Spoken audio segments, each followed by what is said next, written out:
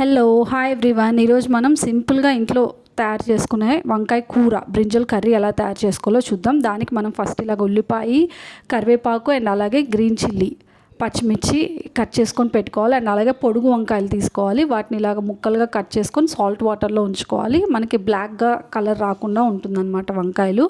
And అలాగే next మనం oil add చేసుకొని అందులో తాలింపు గింజలు అండ్ అలాగే మనం కట్ చేసుకున్నటువంటి onion, green chilli and curry leaves add చేసుకొని కొంచెం salt and ginger garlic paste add చేసుకోవాలి. సాల్ట్ ఎందుకంటే ఆనియన్స్ తొందరగా ఫ్రై అవుతుంది అనమాట. ఇలా లిడ్ పెట్టి క్లోజ్ చేసుకుంటే ఆనియన్స్ బాగా ఫ్రై అవుతాయి. ఫ్రై అయిన తర్వాత ఇందాక మనం సాల్ట్ వాటర్లో ఉంచుకున్నటువంటి వంకాయలు ఉన్నాయి కదా, అవి యాడ్ చేసుకోవాలి. యాడ్ చేసుకున్న తర్వాత salt and turmeric powder, salt as per the taste add చేసుకొని లిడ్ పెట్టి క్లోజ్ చేసుకోవాలి. వంకాయలు చాలా త్వరగా ఉడికిపోతాయి అనమాట. జస్ట్ 5 minutes ఇలా లిడ్ పెట్టి క్లోజ్ చేసుకుంటే మనకి వంకాయలు ఉడికిపోతాయి. నెక్స్ట్ ఇందులో మనం కారం యాడ్ చేసుకోవాలన్నమాట. టేస్ట్కి తగ్గట్టు కొంచెం కారం అండ్ సాంబార్ కారం అండ్ నార్మల్ కారం యాడ్ చేసుకోవాలి. యాడ్ చేసుకొని ఇట్లా మనం మిక్స్ చేసుకుంటే చాలా టేస్టీగా ఇంట్లో ఈజీగా తయారు చేసుకునేటువంటి వంకాయ కర్రీ, బ్రింజల్ కర్రీ రెడీ అయిపోయింది.